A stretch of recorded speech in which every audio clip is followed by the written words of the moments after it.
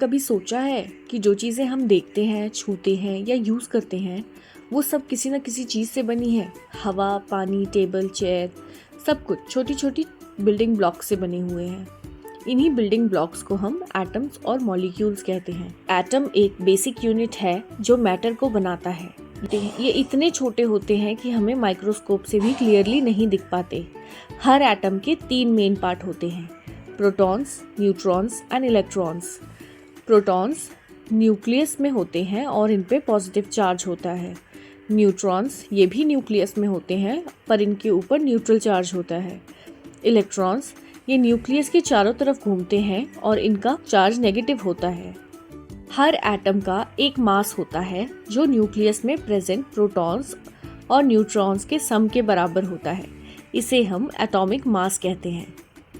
Atoms और molecule एक certain ratio में कंबाइन होते हैं। इस प्रोसेस को laws of chemical combination govern करते हैं। पहला लॉ है law of conservation of mass. Mass ना तो क्रिएट हो सकता है ना डिस्ट्रॉय हो सकता है, सिर्फ ट्रांसफॉर्म हो सकता है। सेकंड है लॉ ऑफ कांस्टेंट प्रोपोर्शन। एक कंपाउंड हमेशा सेम प्रोपोर्शन में एलिमेंट से बनता है, जैसे पानी H2O। H2O में हमेशा 2 हाइड्रोजन और 1 ऑक्सीजन कंबाइन होगा। हर एटम की एक कंबाइनिंग कैपेसिटी होती है जिसे हम वैलेंसी कहते हैं। ये बताता है कि एक एटम में कितने और एटम जुड़ सकते हैं। जैसे कि हाइड्रोजन की वैलेंसी 1 है, ऑक्सीजन की वैलेंसी 2 है, कार्बन की वैलेंसी 4। लेकिन सिर्फ एक एटम अकेला किसी भी सब्सटेंस को नहीं बनाता। जब 2 या 2 से ज़्यादा एटम्स केमिकल बॉन्ड के थ्रू जुड़ते हैं तो ये एक मॉलिक्यूल बनते हैं। जैसे पानी का एक मॉलिक्यूल 2 हाइड्रोजन और 1 ऑक्सीजन से बनता है, इसलिए इसका केमिकल फॉर्मूला H2O होता है।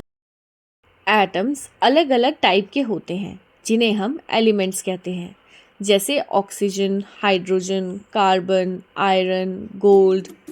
ये सब एलिमेंट्स हैं।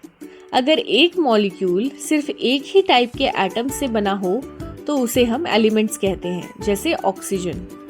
और अगर मॉलिक्यूल डिफरेंट टाइप के एटम्स से बना होता है तो उसे हम कंपाउंड कहते हैं, जैसे कि H2O, CO2। एटम्स और मॉलिक्यूल्स की काउंटिंग करना मुश्किल होता है, इसलिए हम मोल कॉन्सेप्ट यूज करते हैं। 1 mole equals to 6.022 into 10 to the power 23 particles. इसे हम एवोगैड्रो नंबर भी कहते हैं। और 1 मोल किसी भी सब्सटेंस का मास उसके मॉलिक्यूलर मास के बराबर होता है। For example 1 mole of H2O equals to 18 gram और 1 mole of CO2 equals to 44 gram. हर मॉलिक्यूल का एक स्पेशल केमिकल फॉर्मूला होता है जो बताता है कि उसके अंदर कौन से और कितने एटम्स प्रेजेंट हैं। फॉर एग्जाम्पल ग्लूकोज, जैसे C6H12O6 का मतलब ग्लूकोज मॉलिक्यूल है जिसमें 6 कार्बन, 12 हाइड्रोजन और 6 ऑक्सीजन एटम होते। सबसे छोटा एटम होता है हाइड्रोजन। तो अगली बार जब आप पानी पिएं, हवा को महसूस करें या जब ऑब्जेक्ट को देखें तो याद रखना कि सब कुछ इन्हीं छोटी चीजों से बने हैं।